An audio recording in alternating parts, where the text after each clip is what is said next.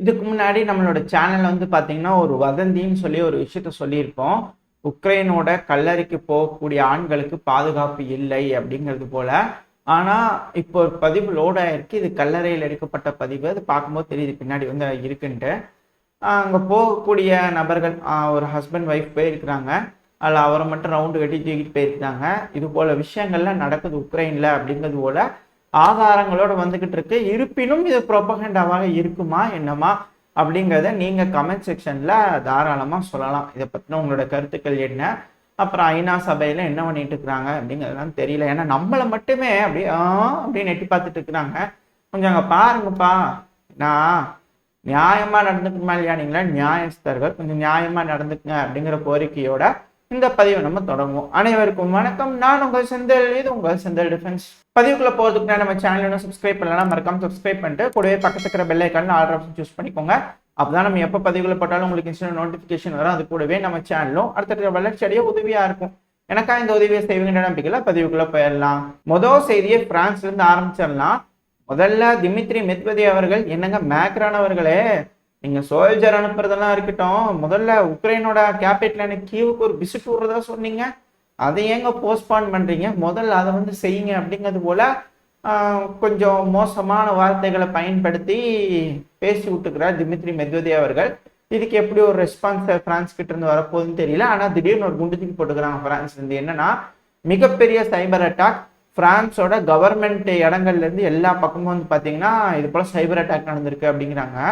இது போல சைபர் அட்டாக் நேட்டோல இருக்கக்கூடிய ஒரு நாடுகள் மேல நடந்தாலும் அது தாக்குதல் மாதிரிதானே கணக்கு அப்படிங்கிறது போல வருது. இதனால ஆர்டிகல் 5 நீங்க இம்ப்ளிமெண்ட் பண்ணி உள்ள போயிருவீங்களா? ஏன்னா இதுக்கு காரணம் ரஷ்யா தான், நாங்க கண்டுக்கிட்டோம் அப்படிங்கிறது போல சொல்லிட்டு பண்ணிடுவீங்களா அப்படின்ற கேள்விகள் வருது.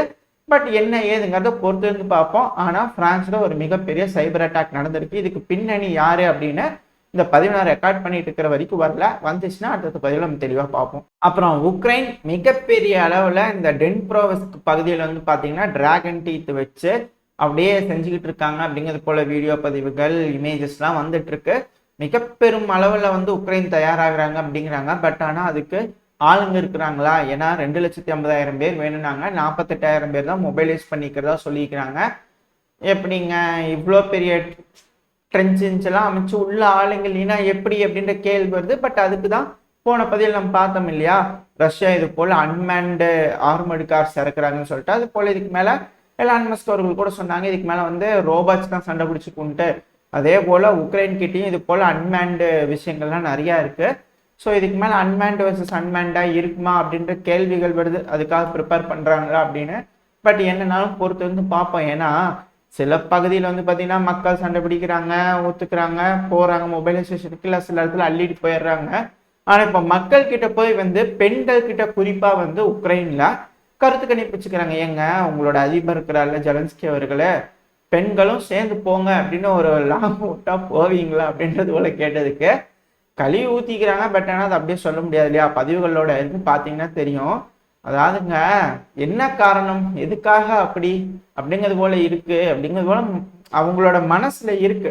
அதாவது மொபைலைசேஷன் ஆல்ரெடி மொபைலைஸ் பண்ணியிருக்கிறாங்க இல்லையா, அவங்கள டிமொபைலைஸ் பண்றதுக்கான சட்டமே இப்பதான் போட்டுக்கிறாரு. அதுவே மார்ச், ஏப்ரல், ஜூன், ஜூலை அப்படிங்கிற போல இழுத்துக்கிட்டே போகுது. கரெக்டான ஒரு விஷயம் வரல, இன்னும் உட்காரல. அவங்கள டிமொபைலைஸ் பண்ணி உக்ரைனோட மக்களுக்கு காட்டுனீங்க பாருங்க, டிமொபைலைஸ் பண்ணியாச்சுன்னு. அதுக்காக தான் வெயிட்டிங் மக்கள் அப்படிங்கிறாங்க. அதாவது முன்னாடி 10 லட்சம் பேர்கிட்ட மொபைலைஸ் பண்ணதான் கணக்கு இருக்கு.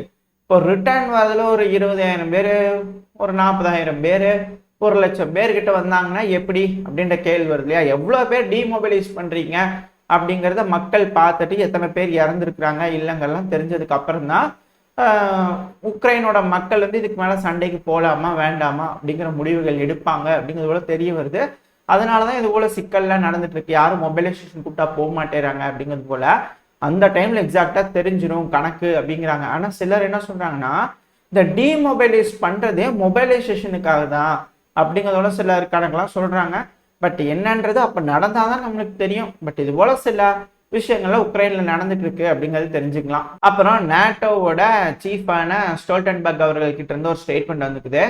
அதாவது இப்போ ரஷ்யா கிட்ட இருந்து எந்த ஒரு மிலிட்ரி த்ரெட்டும் நேட்டோ நாடுகளுக்கு கிடையாதுங்க அப்படிங்கிறதோட சொல்லியிருக்கிறாரு. ஆனா ரஷ்யாவுக்கு நேட்டோனால த்ரெட் இருக்கு அப்படிங்கிறது போல எனக்கு தோணுது. காரணம் என்ன, செக்கோட பிரசிடென்ட் இருக்கிறார் இல்லையா, பெட்டர் பவேல் அவர்கள், அவர் தரப்புல இருந்து ஒரு ஸ்டேட்மெண்ட் என்னன்னா, உக்ரைனுக்குள்ள நேட்டோ நாடுகளோட ட்ரூப்ஸ் போய் களமிறங்கி சண்டை பிடிக்கிறது ஒன்றும் சட்டவிரோதமான விஷயம் இல்லை, அதாவது இன்டர்நேஷனல் சட்டப்படி தப்பு இல்லைங்க அப்படிங்கிறதுல கேட்டுக்கிறாங்க. ஏன்னா சமீப காலமா ஆல்ரெடி நேட்டோ நாடுகள் வந்து ட்ரூப்ஸ் வந்து அனுப்பிக்கிறாங்க. யார் யாருன்னு நான் சொல்ல மாட்டேன் அப்படின்னு சிலர்லாம் அப்படியே சொல்லிட்டு இருக்கிறாங்க. அப்படியே ஒன்னொன்னா சொல்ல ஆரம்பிக்கிறாங்க.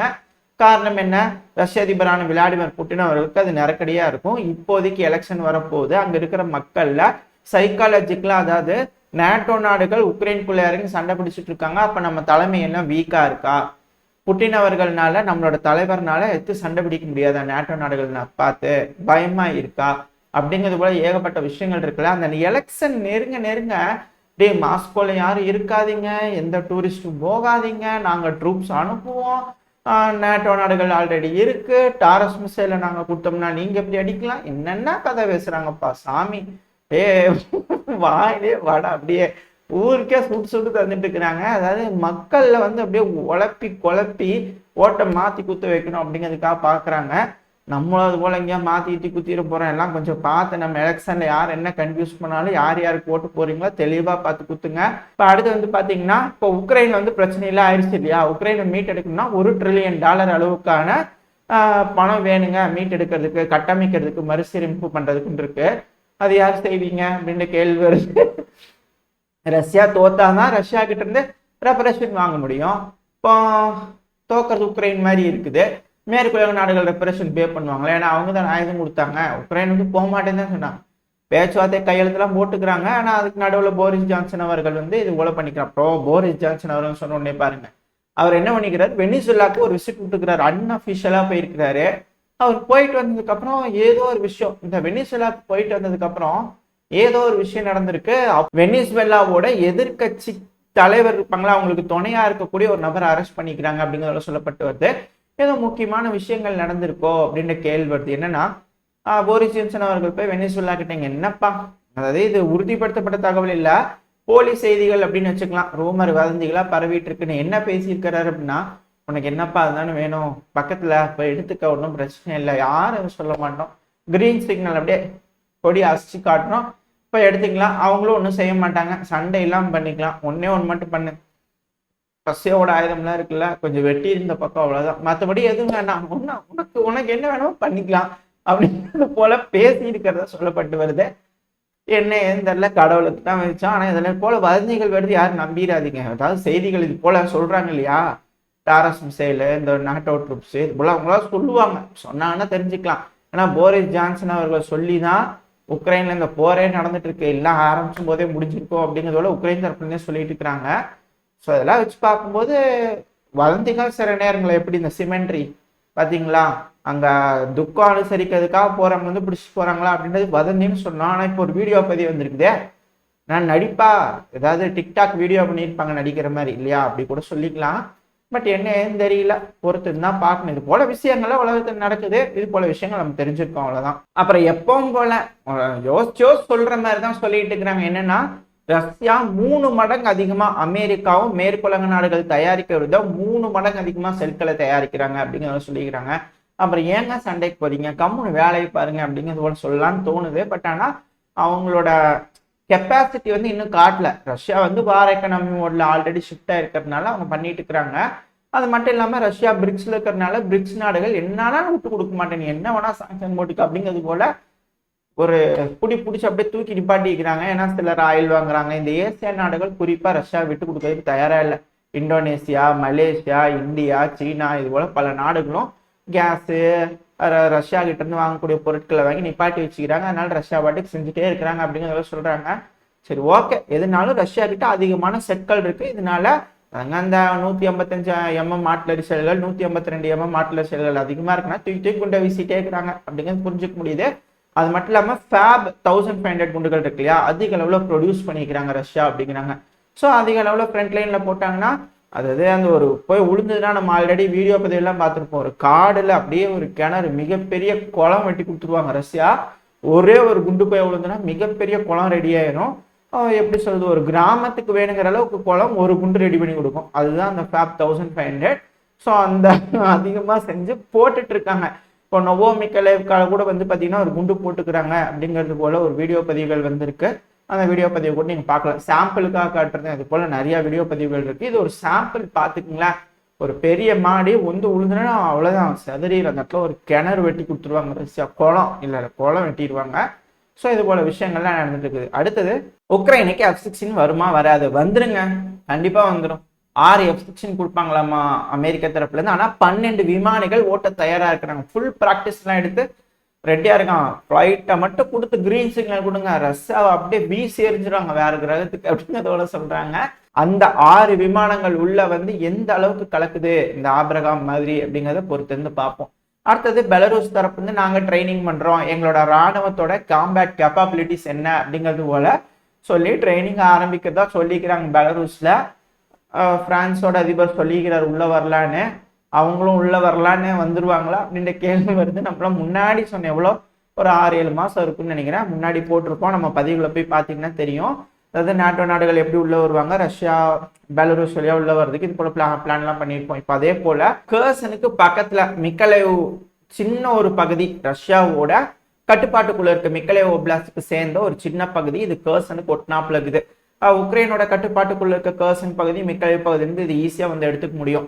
இந்த பகுதியை வந்து உக்ரைன் எடுத்துக்கிறதுக்கு இப்ப ட்ரை பண்ணிக்கிட்டு இருக்காங்க, அதிகமான ஆட்களை குமிச்சுக்கிட்டு இருக்காங்க. அதனால உக்ரைனோட கட்டுப்பாட்டுக்குள்ள இருக்க கர்சன் பகுதி, மிக்கலேவ் பகுதி, ஒடசா பகுதிங்கெல்லாம் பயங்கரமான ட்ரோன் தாக்குதல், FAB 500 FAB 1500 குண்டுகளை போட்டு தாக்குதல் பண்ணிட்டு இருக்கதா வீடியோ பதிவுகள்லாம் நிறைய வந்துட்டு இருக்கு, பார்த்தாலே தெரியுது. அந்த பகுதியை பிடிச்சிட்டாங்கன்னா என்ன பெனிஃபிட் அப்படிங்கிறதுலாம் வந்து பார்த்தீங்கன்னா, அந்த மிக்கலேவ் பகுதியை பிடிச்சிட்டாங்கன்னா என்ன பெனிஃபிட் அப்படின்னா, ஆல்ரெடி எப்படி ஒரு 6 மாசம் 7 மாசத்துக்கு முன்னாடி நம்ம சேனல்ல பதிவுகள் போட்டிருப்போம். ஏன்னா அந்த பகுதியில் வந்து இருந்துக்கிட்டாதான் உக்ரைன் ஆர்ட்லரி சப்போர்ட், மோட்டார் சப்போர்ட்லாம் அந்த பகுதியிலேருந்து கொடுத்தாங்கன்னா கர்சன் பகுதியை வந்து தாக்க ஆரம்பிக்க முடியும், ரஷ்யாவோட கர்சன் பகுதியை. அப்படி தாக்கும் போது ஒடசால இருக்கக்கூடிய உக்ரைனோட ராணுவ வீரர்கள் கிரீமியாவுக்கு போகும்போது கொஞ்சம் ஈஸியா இருக்கும். எப்படியெல்லாம் போகலாம், லேண்டிங் ஆப்ரேஷன் நடக்கலாம், எல்லாத்தையும் நம்ம தனியாக ஒரு 6 மாசத்துக்கு முன்னாடி போட்டிருப்போம். இப்போ அதே போல ஒரு பேட்டர்னை உக்ரைன் ஃபாலோ பண்றதுக்காக இருக்காங்க அப்படிங்கிறது போல தகவல்லாம் வருது. என்ன செய்யறாங்க அப்படிங்கிறத அத்தத்த பயில தெளிவா பார்ப்போம். இதோட இந்த பதிவை நான் முடிச்சுக்குவோம். இந்த பதிவு எப்படி இருந்துச்சு, உங்களுக்கு பிடிச்சிருக்கா? பிடிச்சுன்னா லைக் பண்ணிட்டு உங்க ஃப்ரெண்ட்ஸ் அண்ட் ஃபேமிலியோட ஷேர் பண்ணிக்கோங்க. அது கூடவே மறக்காம இந்த பதிவை பத்தின உங்களோட கருத்துக்களை கமெண்ட் செக்ஷன்ல சொல்லுங்க. இந்த பதிவு நல்லா இருந்திருக்கும் நம்பிக்கையில் அடுத்த பதிவில் உங்களை சந்திக்கிறது வரைக்கும் ஸ்டே சேஃப், பை.